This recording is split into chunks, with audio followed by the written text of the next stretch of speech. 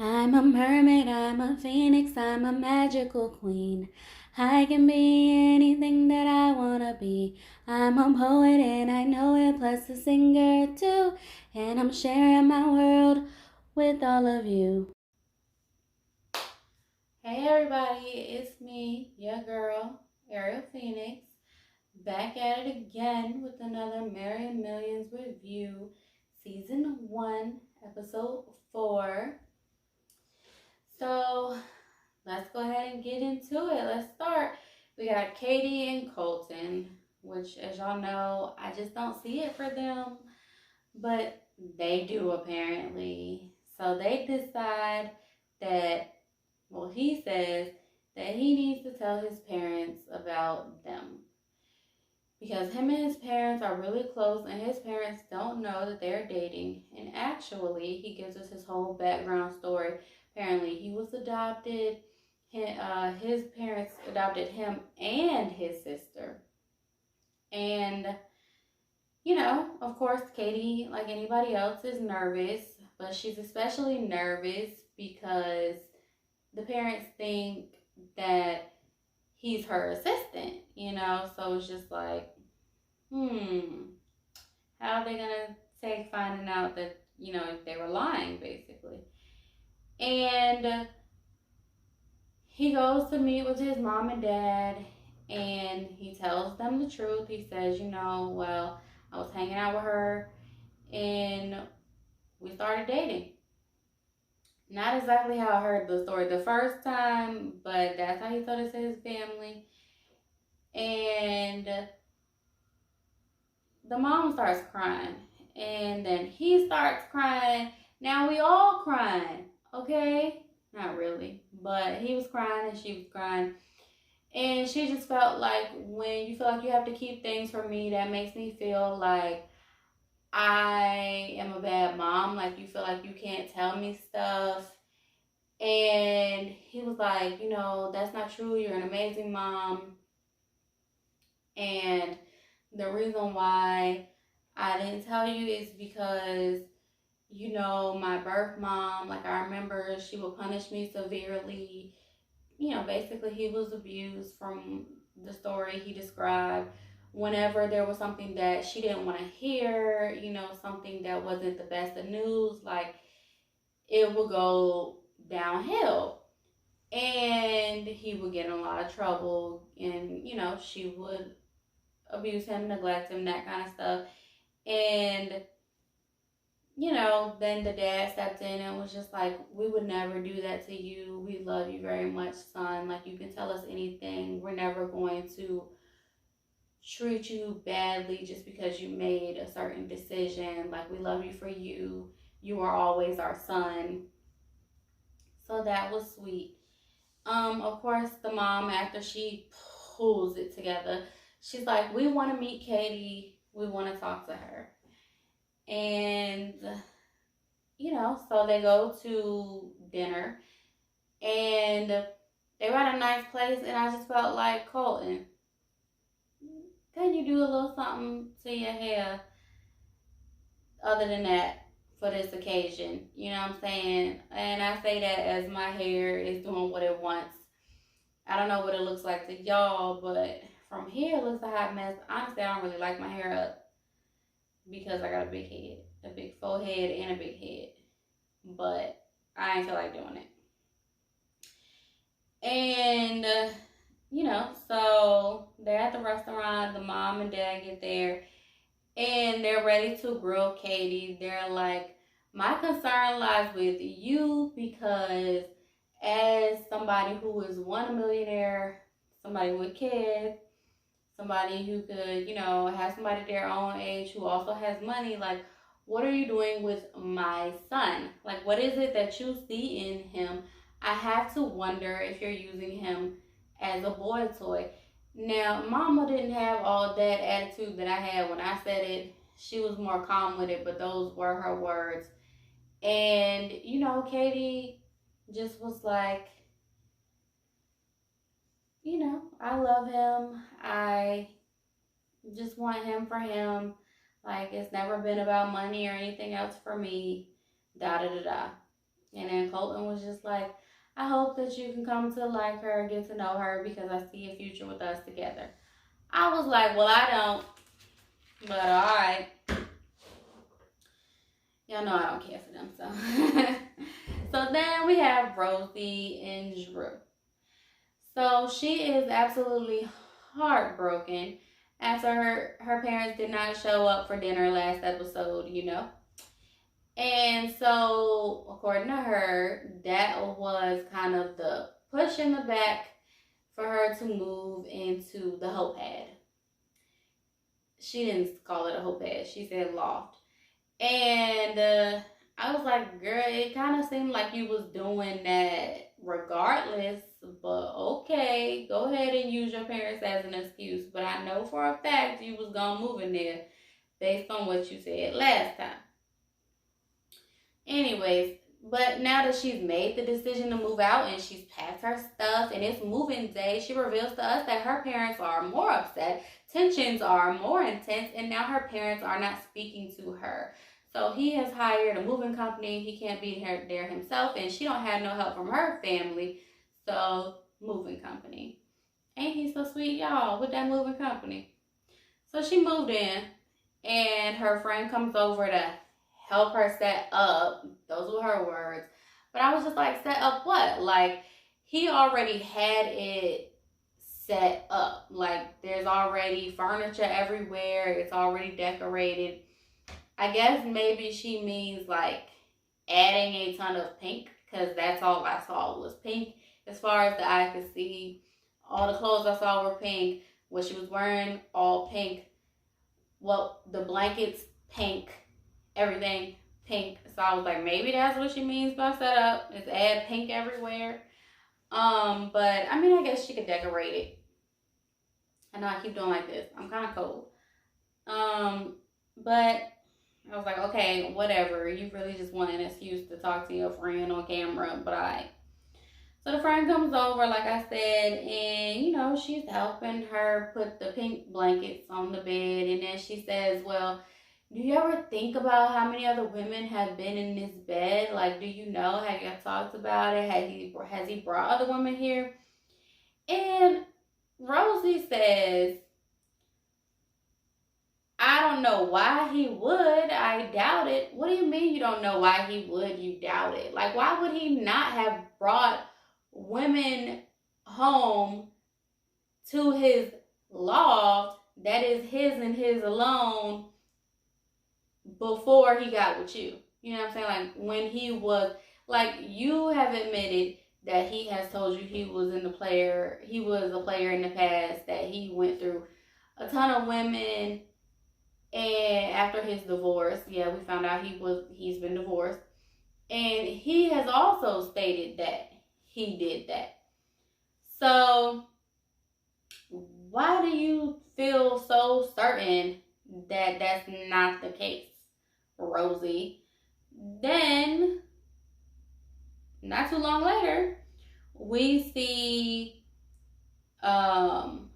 what's it called? Makeup wipes in the bathroom, a sign that says I love Julia or something like that, and the friend points those things out and points the sign out, and Rosie points out the makeup wipes, and she's like, oh, there's already makeup wipes here, and the friend is like, those not yours? Like, I thought those was yours. And the friend tries to have that discussion, but Rosie is just like acting like Boo Boo the Fool over here, like, like she be doing with her little laugh. Like, girl, what? Then she's talking about something, well, I used to find, like, I found another woman's pants and da-da-da-da before. Like, not since she moved in the loft, because that just happened today, but, like, in the past at his other house and stuff. And he told her it's his ex-wife, and I'm just like, girl, get your head out of the clouds. Like, even if he's not cheating on you, which he might not be now, but I certainly believe he was at first, okay?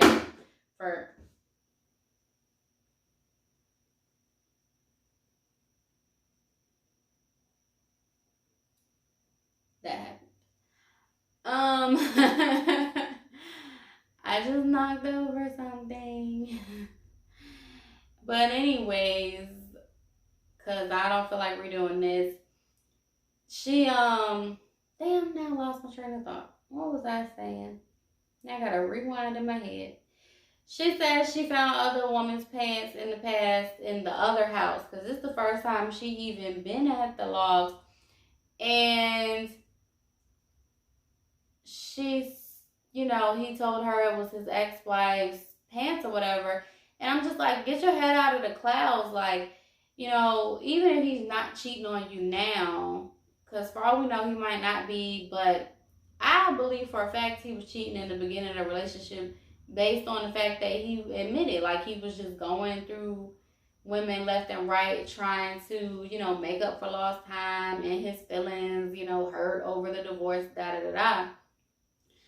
So I feel like you need to be more aware of what's going on. You know what I'm saying? Like, don't just play that stuff off. Like, pay attention.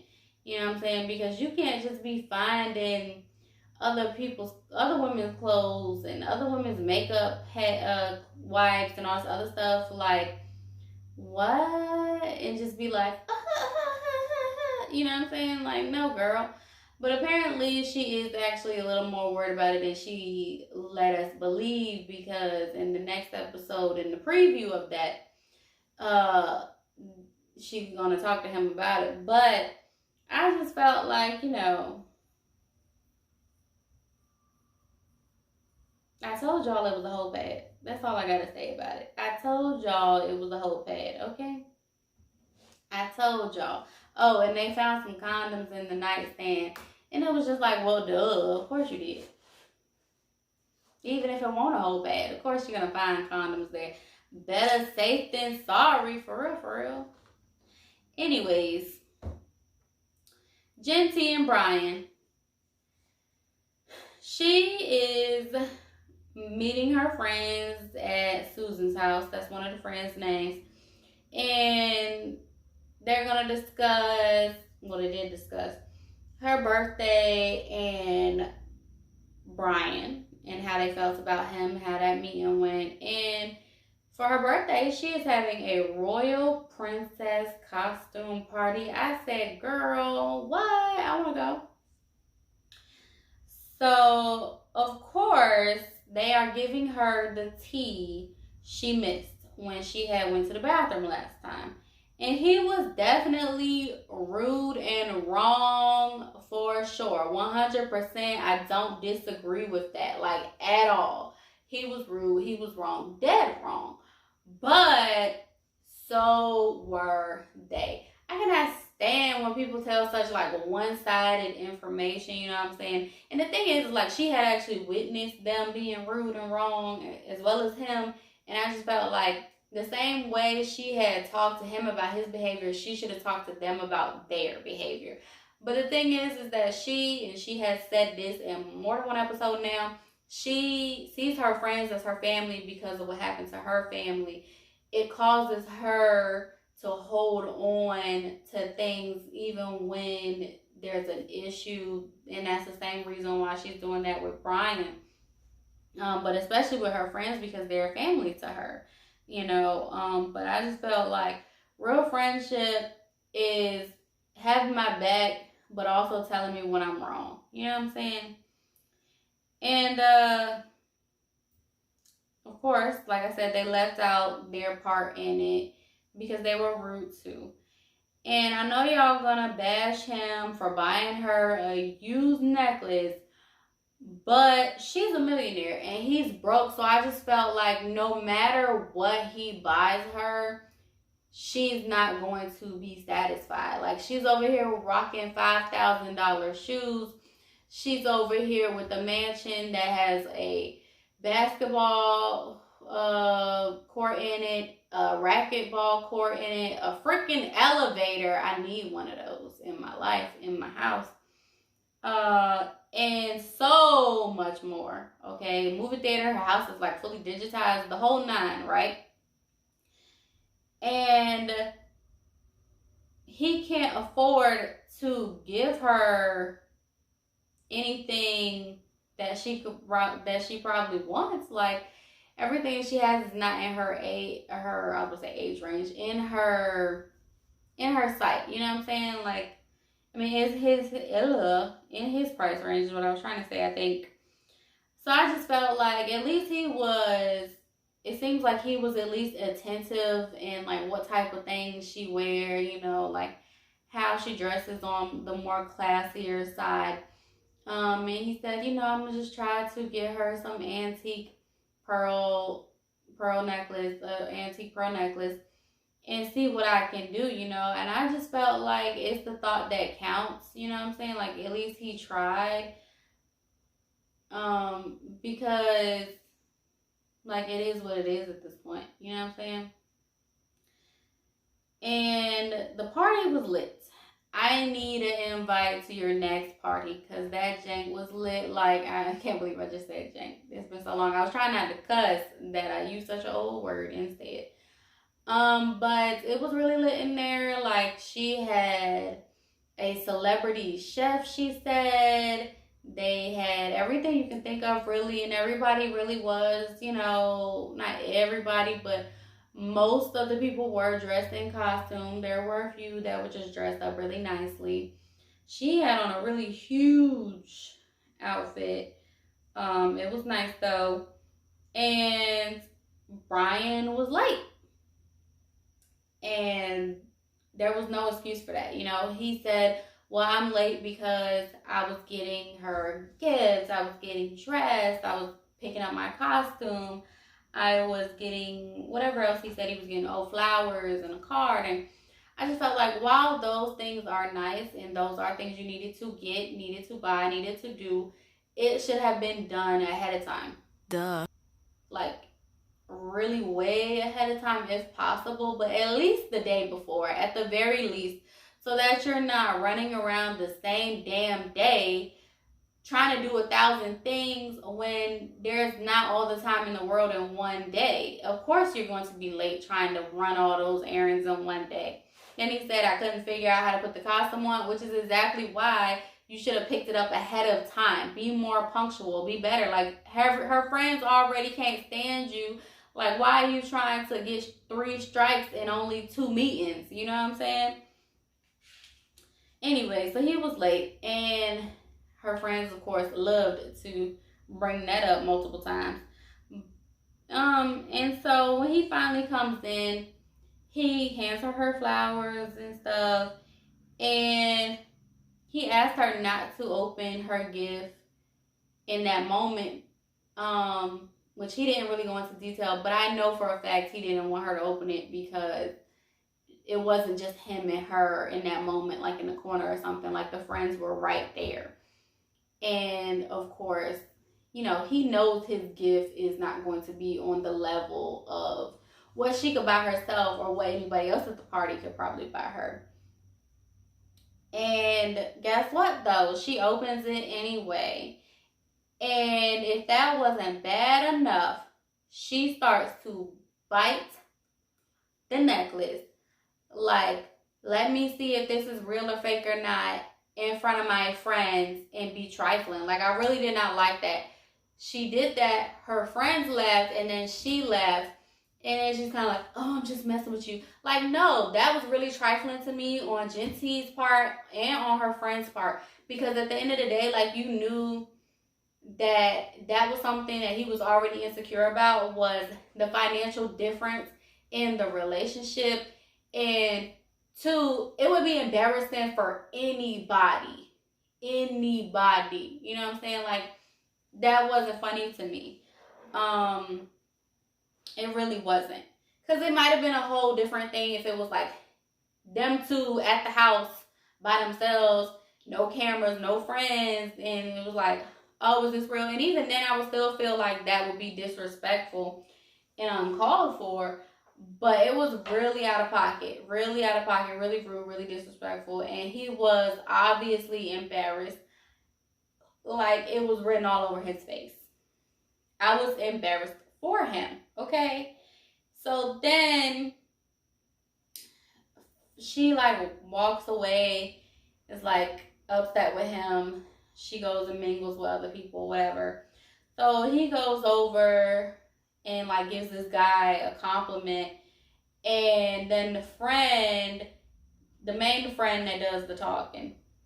If you watch the show, you know what I'm talking about. The main one takes that opportunity because Brian goes, I give this guy 2 thumbs up or something like that. And then she says to Brian, well, I don't give you any thumbs up or something like that, basically insulting him.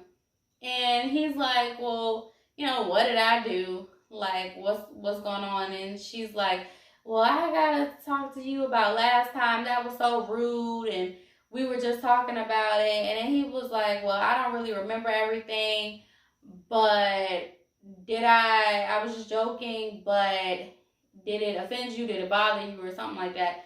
And she was like, yeah, and he apologized. And then they kept talking about it. He apologized some more. And then they kept talking about it. And I was just like, okay, we're done with this. So then the friends got Genty a stripper. Don't get me wrong. Ain't nothing wrong with some good strippers, okay?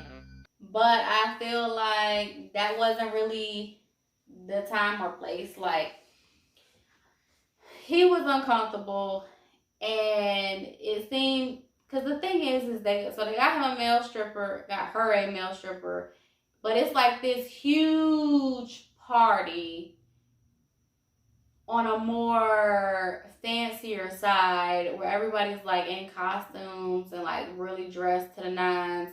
Like, you didn't go specifically to a strip joint, and you're not in the comfort of your own home, and it's her party. Like, did you clear that with her? Because honestly, it kind of seemed like he wasn't the only person who was uncomfortable. Like, some of the men in the crowd seemed uncomfortable. A lot. Actually, I noticed men and women all turned away.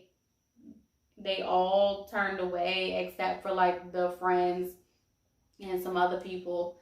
But she was all up in it. She was touching all on the stripper, and the stripper, got all the way down to the thong, and it just was, it was a good time. It was a good time, but he left. He felt uncomfortable. He felt disrespected. I don't know if it was disrespectful. I guess because she was touching all on him, I could see that. Because it wasn't like, oh, let me just watch it. It was like, and then it was like, ooh, get this money out my titty. It was a little too much at a party in front of everybody. But if like they were in an actual strip club, then it would have been like, you know what I'm saying? But anyways, enough about them. Sean and Megan. Okay. Sean and Megan, they go to Miami so they can tell the dad and the sister that they are getting married. And now here's my thing. Y'all are already engaged, correct? But it's like, oh, they don't know that we're going to get married. But isn't that the point of getting engaged? I guess because of how their family dynamic works, I guess. So then we find out that in the past, the dad actually did cut him off before. That the dad didn't like some girl that he was dating in the past, and so he cut him off. And I was just like, oh, so you ain't got your own money though? But okay. So then it was like, she said, well, that's his son. He should support any decision that he makes. And I just felt like, tell that to Rosie's family. Tell that to Rosie's parents, okay? Because they don't know that. They don't know that's how that works. Then they finally get to the dad's yacht. Of course, they're on a yacht. And it won't be the last time on this show we'll be watching somebody in a yacht. I don't know why I gotta say it like that. But anyways, they're on the yacht. And that's when they're gonna tell him. They already, well, not they, Sean already told his sister when it was just the two of them in the morning. He was hoping that the sister could be his backup in case things go wrong with dad, but oh no, she was not for it. Excuse me, y'all. It's cold down here. I need to hurry up and go upstairs. I'm in my basement. That's why it's like all dark and stuff. And it's nighttime. Anyways. What was I saying? Yeah, he thought the sister could be his backup. He thought wrong. The sister was like, I am not for this. The sister was just kind of like, eh. She didn't say too much though. But the dad, he was not ashamed to let his feelings be known. But rewind, let's go back to how he told them, okay? I really did not care for the way he broke the news, as they say, because it felt like he threw her under the bus. I think it's very important when you have conversation with family, friends, whoever, you come as a team with your spouse. You know what I'm saying? So I just felt like, especially in this situation, like, you know, your family, especially dad, is not for marriage. You know he is team stay engaged forever until that bitch die, okay? So why would you be like, well, I want a baby, and she says we can't have a baby until we get married, so I guess we're getting married. Like, that's how you came off. Like, you threw her under the bus, Sean. You threw her under the bus, and it was big, and it was yellow, and it dragged her, okay? I don't know, I just felt so much right there. But dad was not happy, and we knew he was not going to be happy, and he just kept talking. Like, he was like, maybe she's in it for the money. Like, how are we supposed to know? Don't do it. Y'all don't need that paper. You don't need that stupid paper. Just stay engaged forever. Just have kids and stay engaged forever. Like, Megan has everything to win and you have everything to lose. Like, he was just going and going. And when he was like, well, we're in love and da-da-da, the dad was just kind of like, are you? And, you know, then the sister was asked to give her opinion. And she didn't really say much at the table. She kind of was just like, you know, she said something against marriage, I think, but not specifically about them. But then in her little interview, she told us, she was like, I know Sean loves Megan, but that Megan, she don't love my brother. She didn't say it like that, but that's what she said. That she don't think Megan loves Sean, basically, and that Sean loves her. And so Dad was basically like, let me pull you to the side real quick. Let me pull you to the side because, you know, at this point, Megan done walked off because she was all upset. So they talked, just the dad and Sean, and basically he was like, are you sure about this? Do you really love her? Is this really what you want or is this what she want? And Sean was like, yes, we're in love. We want to get married. Like, this is what I want. So then the dad was like, get a prenup. And he kind of made it seem like, look, you get a prenup, it ain't up for discussion. You know what I'm saying? The way he worded it just felt like this is not for debate. Like, this is what you're going to do in order for you to get married. And apparently, Sean doesn't feel the same way his family feels about prenups. I don't know, you know, what specifically that means, but I'm pretty sure I said in the last episode that I thought that they should get a prenup. So, I think what a lot of people don't realize is that a prenup can really work for both you and the other person. Like, it does not need to be one-sided. Like, it does not need to say, if we get divorced, Megan gets nothing. It does not need to say, if we get divorced, Megan gets half my money. Because she don't need that either. You know what I'm saying? I think there should be a happy medium. But I do agree that he should get a prenup. I said that last time. He should get a prenup. So we'll see how that goes. Because you know hoes don't like prenups. I'm not saying she's a hoe. I just meant in general. But yes, darlings, that is it for this episode of Marrying Millions Review by your one and only girl, Ariel Phoenix. That's me. Please like, comment, subscribe if you like what you see on this channel. There is more to come. There are other shows I will be reviewing. I promise to stay consistent. I promise to stay me and be goofy and crazy and everything else in between. So, gotta go. Love you guys. Mwah, mwah, mwah, mwah. Please, everyone, like, share, subscribe, tell your friends about me, and don't forget to hit the bell so you can get notified every time. Bye.